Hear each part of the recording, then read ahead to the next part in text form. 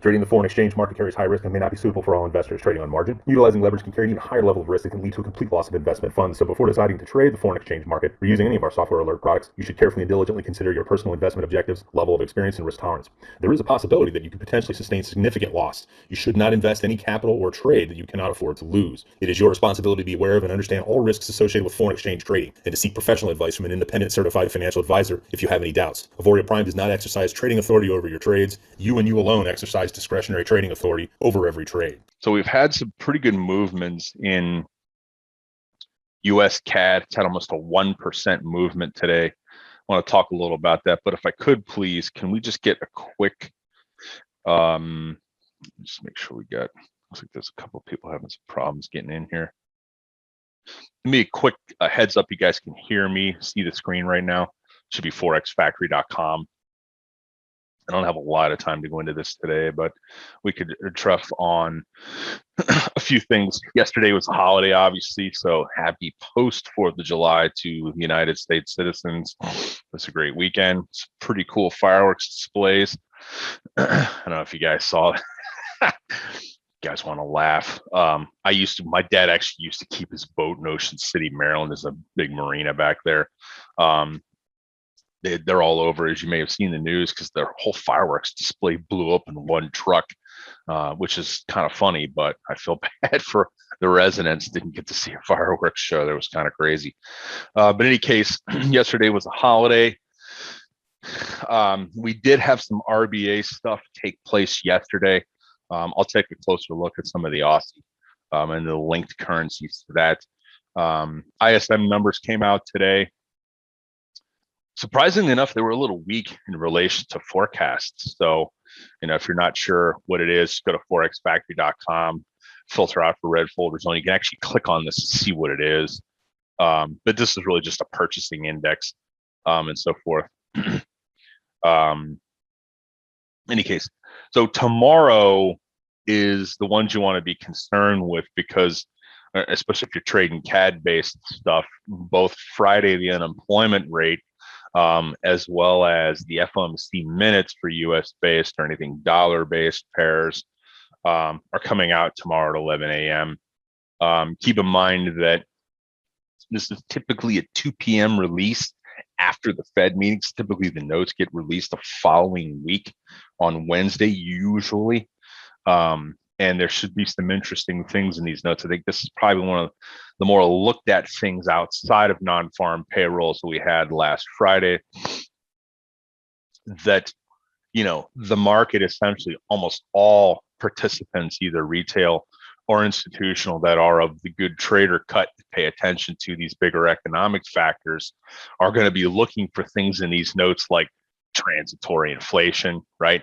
Those are the things you want to keep in mind as to what's going on in relation to our Ferris wheel of love for most assets around the globe, at least in developed markets, continue where the Ferris wheel of love stop and everybody fall off, right?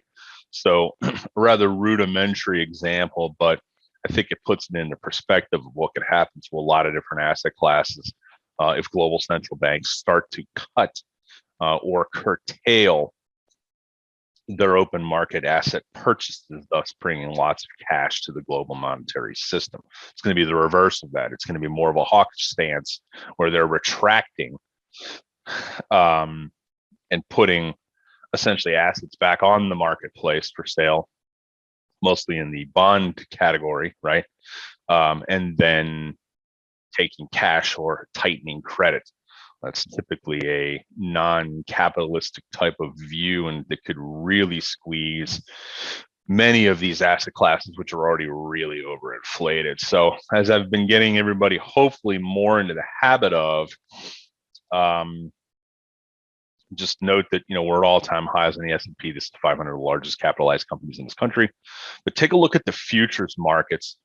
Look at them on a daily chart, and then go to the actual charts themselves so you can get correlations to what's going on. And this isn't going to be much different from what I showed on Saturday, but kind of want to get everybody into so here's the dollar. as the dollar's been lifting off of its 89.50-ish support area.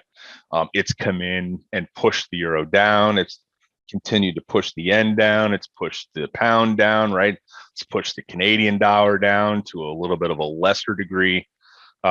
These charts look all real similar, right? So it's just, now I understand this is just looking at it from one view, in relation to the US dollar, but I really think all analysis in currency should start from just this frame, right? Frame it in the like-mindedness to the US dollar. And at some point that'll change, as maybe the euro becomes more important, or if Brexit starts heating up in one form or another, that becomes more important. That'll start to essentially be the dog that's wagging the tail of other currencies. But for now, it's the US dollar. And, note any changes in this. But, if you just want to gauge on a daily chart, just taking a look at the prices of all kinds of different things, from, precious metals to anything in the energy space, these charts are all heading up. So this is indicative of inflation.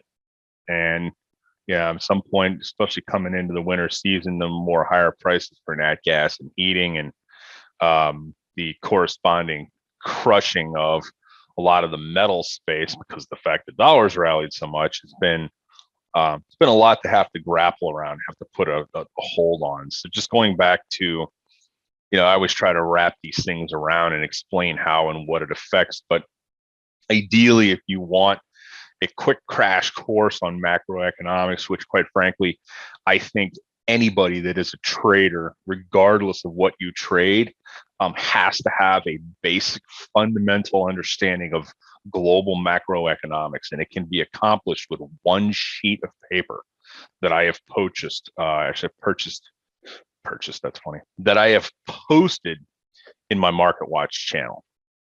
And it goes through the correlations between different asset classes. So for those that don't know how to look up, because I just got a question on that, I'll show you the screen. So here's a Market Watch channel. Make sure you're subscribed to this, not any other channels I have, because we're going to be deactivating a lot of them. But essentially, you can just go in here and look up photos, files, photos. These are the two most important ones you're going to want to focus on. Of course, I don't see where the hell it is. Do I have it in PDF format? There it is. It's in PDF format. So this is just the interrelationships between, if I can remove this damn screen over, it won't let me move it over. Let's try it this way.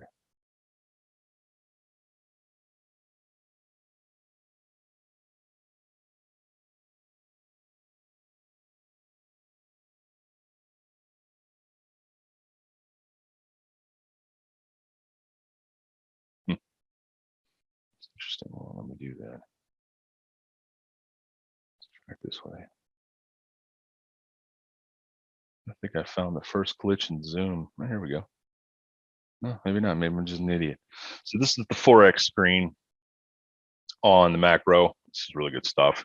Goes through everything from understanding, how imports and exports versus dollar denominations or changes in currency values affect this overall. And all found some GDP, growth of capital stock, all kinds of fun. It's actually a pretty good sheet. So anyway, let's go back into, so that's pretty much all I wanted to say as far as FinViz and the Forex factor. Let's go into analysis charts. If you got any questions, you can ask them in the Q&A window. Let's put this in the back.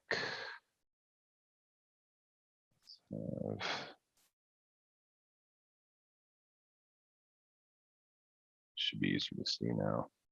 So dollar daily chart, always, in my opinion, start the analysis with the daily. Lift it up. It's looking like a cup with handle, right? Talked about this a little bit on Saturday. I don't know. It's funny how inflation's reared its head. Not a surprise to those paying attention, depending on the sector of inflation you're focusing on, that the rally of a dollar and the decline of precious metals would be the catalyst from something like that. But here we are. Ideally, from a dollar bull standpoint, this 89.50 marks, I should say 89.50-ish area at the bottom here marks a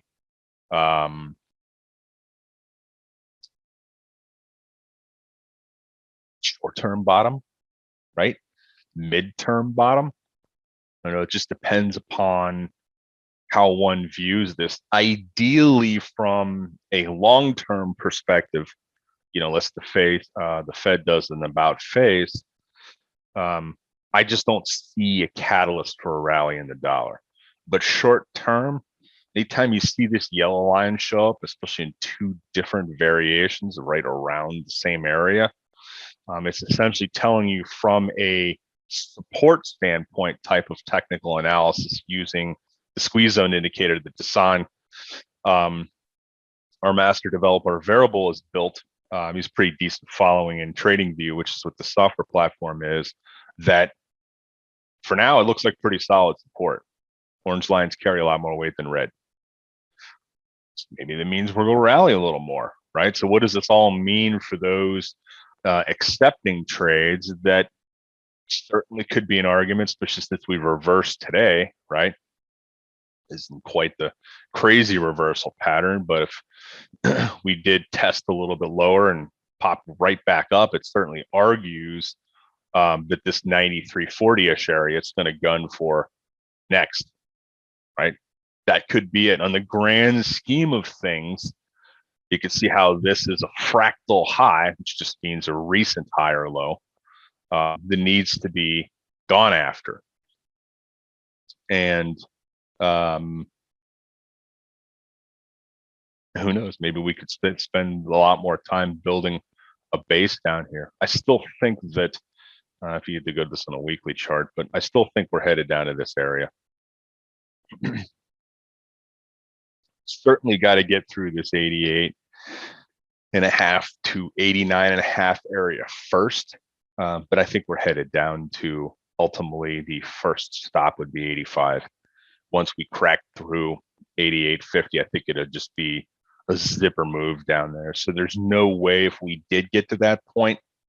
And note, I'm jumping to the weekly chart here because I wanted you guys to see how strong this resistance is on the high side from the perspective of just support and resistance. Notice we got an orange line showing up here at 93, which could signal a reversal. We could spend some time up here, peek our head above it, and then get, ripped right back down, depending on. So I think that just because of the sort of, I don't know, crazy point we're at, right, with the marketplace thinking the Federal Reserve is concerned about inflation more than they're saying, right? First clue of that came from one of the Fed governors, Bullard, right? And that if that in fact is the case, it certainly argues for a little bit more run in the US dollar. Thus, the vast majority of other pairs, maybe with the exception of the yen, is going to continue in a downward movement. So if that in fact is the case, I'd be considerably more interested in taking any type of trade that signals dollar strength, unless we can't get to this area and we have some sort of pretty serious reversal hit right at this area. So that's why I always want to take a look at technical analysis and whatever indicators one uses. And the more stuff that shows up, what they call confluence, which is just nothing more than a group of indicators that show up at one particular point, just puts a stronger argument that it may hold price from getting above that area or going below that given area, depending on what you got going on. So in this case, the dollar, it's 93. So the question I just got that looks like I've talked just absolutely ad nauseum about this over it, but typically if the dollar is rallying, precious metals are going down. So no surprise if you see a long-term chart, maybe stretch this out here. If we were to overlay, which I don't really like to do because it gets kind of messy, but just jump between DXY and spot gold, right? You see these charts look absolutely opposite of each other, right? So while the dollar was dropping, we were rallying on gold, right? Now that the dollar has started to rally, at least a little bit recently, we're dropping in gold. A little easier to see on the daily chart. At a pretty precipitous drop in that. Note that, which I have actually shown up here on here left, this blue bars, which have varying degrees of strength depending on the area you're looking at. But if we look at the whole move in gold, and you're probably going to want to see the entire thing. Usually that starts with right around the beginning of 2020. Right, so here's all of last year on gold with the question I just got. This is a market profile chart on the left. That center line that you're seeing, the point of control at 1731 an ounce, is the center point, meaning that's where the most of the volume has executed on this over the last year, a little bit more than a year and a half. Okay, so actually a little bit less than a year and a half. I don't have the whole thing showing. I can't perfectly get 2020, but good enough here. Trying to at least see the start of the year to now. This is a really good indication of why we've seen this as a pretty solid support level, because this is where most of the volume executed. So in the aggregate, it's just a bell curve of how it is. I introduced this indicator a bunch of different times over the last couple of weeks. I got a whole tutorial on my channel on that. It's actually really good. You can use GLD, which is just the gold ETF, to look at this as well. And you're kind of seeing the same thing, but this one actually has volume overlaid on the bottom. So, but notice it's right around that 1600 area. In this case, spot the 1731 area of support. Let's take a look at some of the other majors. Always start off with the Euro style. It's opposite to DXY, right? Okay, so no, note, at least from this standpoint, and this is just since first quarter of last year, if we back up a little bit, and it's not going to change much. See how we're right at, from a volume standpoint, we're at the center line, point of control, POC, of all this volume. So the blue area, I should say the dark blue area, represents the value area on a long term. This is what's called a composite chart, meaning that it is a composite of whatever period of time. I personally, from a long-term perspective, I want all of the recent price action to be within the viewing window that you see, okay? So even if I was to open this up, have a little bigger view, I want all of the data to be in Y, because it shows me where the high of volume was, right? Obviously up at the high, this is when the dollar was down near, 88.50. And then the low point, so all of the 70% of the volume that is executed over the last little bit, let me just, trying to just look at a year and a half. But you know what?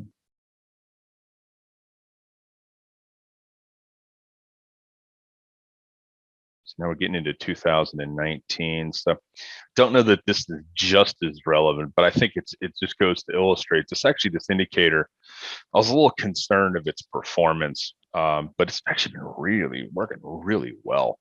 In the past, you had to have subscriptions to much more complex software, specifically Linsoft's IRT, in order to get this type of data coming in, and you'd have to have a separate data feed like a CQG or a DTNIQ feed coming in feeding the software. So fairly costly every month just to have this kind of data coming. You can get all this shit for freaking $20 with TradingView. You gotta love it, right?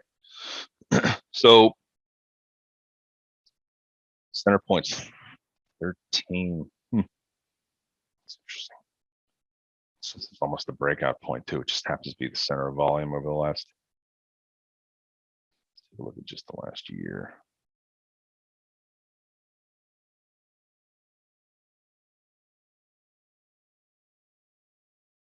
It takes a while for this to calculate, so you can't go too fast. But it's putting in some pretty solid support right now from a market and volume profile perspective. So ultimately, I think that this is going to be the area that, if the dollar was to rally, that we would head towards, because this is where that 93-ish area is on the dollar at this point. So 1700, $1.17, right around that area. 17.00. Let's take a look at pound. Same thing. Don't focus as much on where support is as you want to look to see what's going on here. GBP CAD. I'm showing this because of this move today. It's pretty big. So between essentially the last 2 days of trading, you've had yesterday and today, you've completely crossed the other side of this very tight coiling period. Now it's poked its head up and it's back inside the range.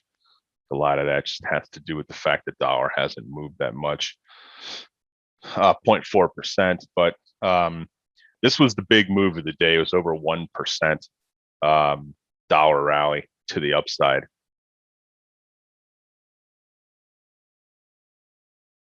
This is a resistance point here. But ultimately, you can see where the center line is. Let me just bring more data in. Let's go back towards the beginning of 2020. There we go. So here's the whole period. So if the dollar is going to continue, well, a little bit of a trend up here, but if it's going to continue its long-term trend down in relation to CAD, this whole 31 area could be an inverse correlation to that.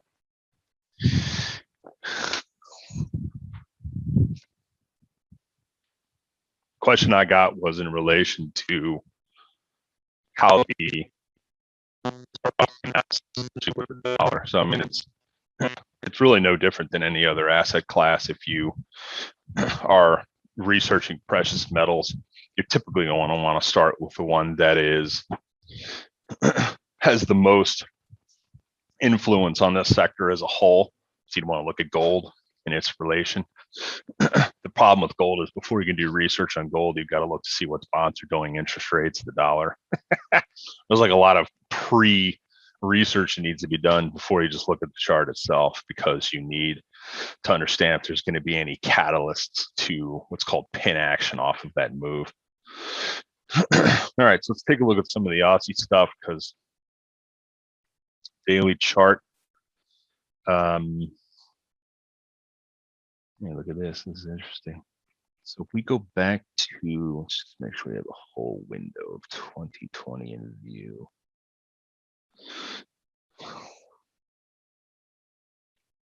So you can see where all the volume's been executed from a center point standpoint. It's essentially the 77 cents area. Isn't that crazy?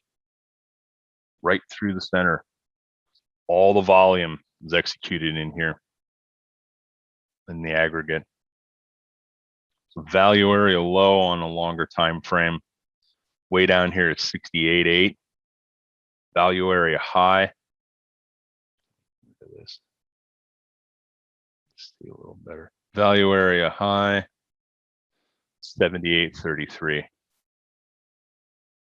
So hopefully you guys are getting a little more experience with just understanding how this works. You don't have to have this memorized. We'll talk more and more about this, obviously, but I want you to get a feel for a different type of indicator that you probably, many of you have not seen, that is used primarily by institutions, because they want to know where all the volume is executing in any given price over the aggregate, right?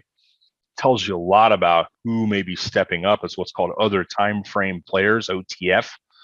And these are institutions, obviously. They have varying degrees of institutions, whether they're mutual funds, sovereign wealth funds, or hedge funds. They all can exert the same amount of influence as an institutional investor. Many of them are other time frame because they have longer time frames for these investments. It's not short-term stuff.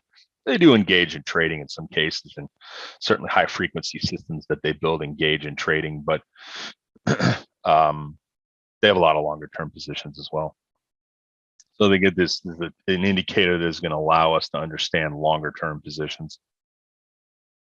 AUD CAD. Now notice, let's look at the daily chart here first. Notice we crossed in one day, essentially now 2 days. we've crossed the entire support resistance plane. We've auctioned all the way up, didn't find any buyers, auctioned all the way to the midpoint right here, obviously, but we've didn't find any sellers down here either. So against the auctioning price, and this is typically how any market will trade. You know, it's essentially fishing for pockets of buyers or sellers through any given period of time.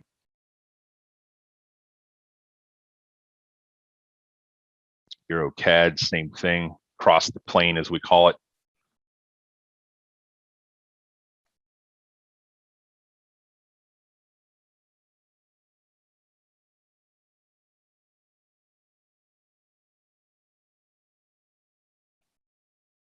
USD JPY daily chart again of some significance, because as we poked our head above, which was seems like nosebleed section, right? No sort of no man's land up here. This is when you'll jump to a weekly chart. Now you understand why it kind of reversed, right? Big resistance point here, 111.60-ish area. Pulled right back from that. Almost textbook pullback. And then if we go back to, let's just look at, actually, this is a little bit longer term. This is a 4-year composite now. Show this better. That's better. 4-year composite. Each of these represents a single week.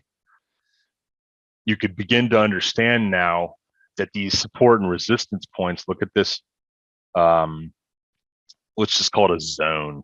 Look at this resistance zone up here at 114. It's also the value area high. Look at this value area low. Remember, this is where 70% of the volume executes, typically the number they're looking for. It's the value area low. So on a pullback or any sort of weakness in the dollar, we certainly could see this come back to this area. But for those accepting any kind of MAV trades on this currency pair, we really got a pretty strong ceiling above us.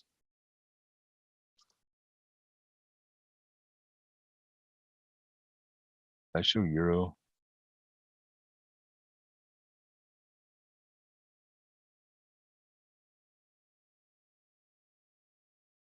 And by the way, here's Neo, tight range, completely zipped across this. Essentially strength in US dollar, no surprise. Notice that, let's bring the whole thing in. Let's do daily first.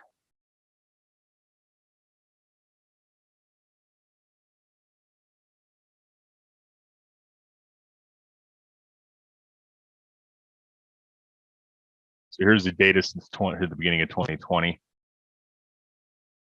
You all see when you bring a lot of data in over, at least if it's been relative volume data over a period of time, you'll have a lot of things start to line up. It'll make sense as to why we're holding some of these lower levels or the upper. But in terms of all the volume that's executed on this, it's way up there at 1.39.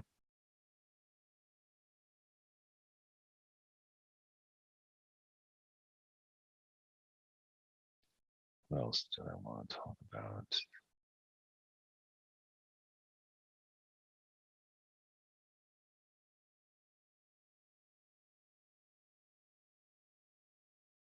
Tight coiling here, and y'all see CAD pair. And then let's go to a quick coinage chart. So we flagged daily chart of the coin. Now, note this, and actually let me, yeah, that's not gonna really matter. I'm only looking for right around where we're at in terms of, so since the beginning, nothing's gonna really change much. Notice since the beginning of 2020 in terms of this Bitcoin chart, just the daily, just looking at data from the beginning. So we have a point of control, and notice we've been bouncing off of that. And if you just look at the beginning of when we started trading up in this area, that's when you want to sort of begin your data set calculation right here, right towards the first of the year. It's, calculate all the volume, puts it on a bell curve, as you can see here. So the value area high from a bell curve standpoint is right around 48,000. But notice that the bottom of this is right where we touched in volume. See that? Almost to the tick. It's 28,224. Arguably somewhere in that range. Remember, these are always zones. These are never specific, just lines drawn out as to why we touched that. You can see how powerful this market profile is in terms of wondering why we bounced off. Now, arguably, one could say, well, yeah, that's true. That's because we sort of had a double bottom here on a on a flagging pattern that ripped out of this and went higher. That's true. But isn't it nice to have more areas of confluence, essentially additional technical indicators confirming why? So essentially 70% value area low of the volume that was executed was right at this area. So truly, from a candle perspective, obviously pattern perspective, as well as market profile, this 28, mid 28s, 28, 6-ish area, this is the absolute edge of the cliff for this currency. And it doesn't look like it wants to auction any higher. It looks like, especially with all the bad news coming out of China. I mean, as you may have heard, they're cracking down a ton on, I don't understand why. Well, mostly because it's the CCP, right? But they're just cracking down a ton on capitalistic companies that are listed in the US. And they're reviewing a lot of them. So 3 companies that went public to do a lot of business, including Didi, which is the Uber of China. It's 10x the size of Uber. They've absolutely crushed it. This thing just went public, and frankly, it's a phenomenal story, provided the CCP can get out of the way of this. And they've banned the sale of the apps. So anything that is related to Chinese commerce has gotten clobbered today, and generally has been in a downtrend. Stocks like Baba and Alibaba and so forth. But so I think that there is some pin action coming off that, because the demand for this coin, at least from a mining perspective, and that's mostly the story that's related to the CCP, is really curtailing investment. I think you also have a lot of bag holders right in this area, this whole zone, that are just praying that this thing doesn't get underneath 28, because it's probably just going to zipper to 20 quick.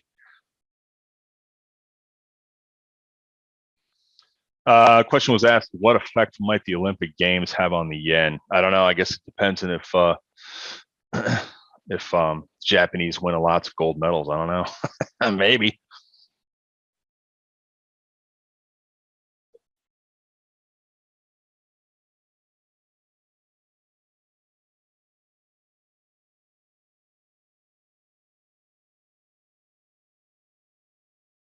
Here's Ethereum.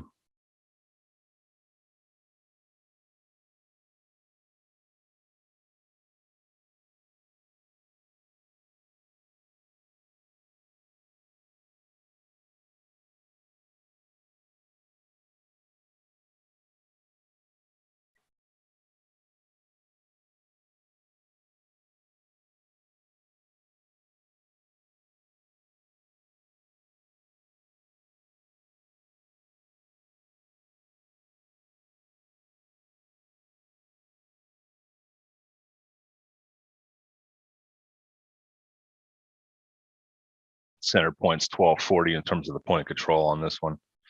Value area high. Not sure this really adds up to being a decent technical analysis on this one. Seems a little more flaky.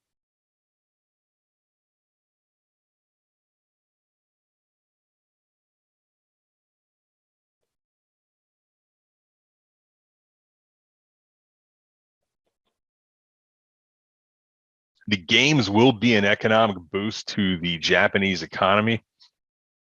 That is not the problem as to why the yen's been junk.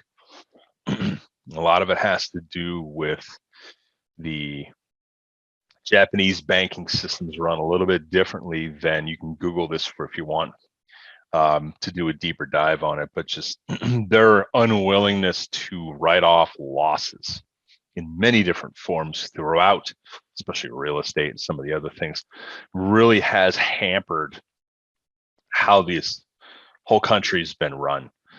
You know, they had essentially an opportunity, especially in the early 90s, to absolutely set an example of how to run. And they've done nothing but circle the drain for close to 30 years, which is really kind of sad because they make some fantastic products.